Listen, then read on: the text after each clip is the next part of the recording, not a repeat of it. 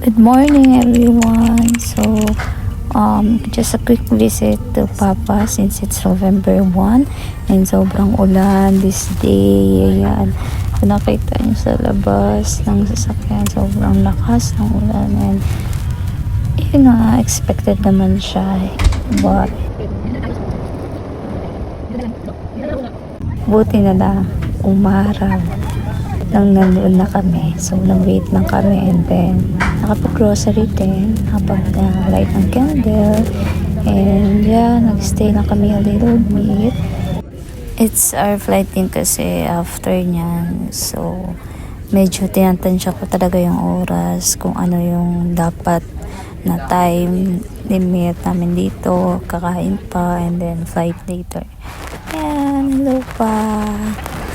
It's been a while. So, ayan.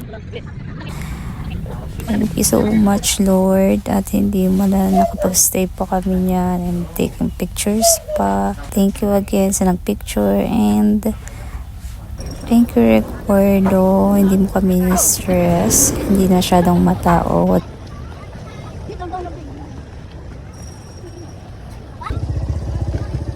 At onting ano na lang, onting hassle lang. And nakapagpanggap pa ang person. Diba, sa lutong niyan, sarap.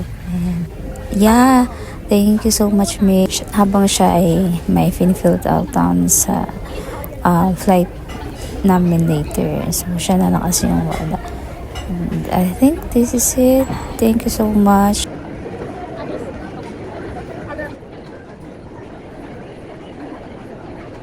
And umulan na naman po na nasasakyan na kami pa uwi. See you again later. Ayan, tulala mood na ako. Good night. Bye-bye.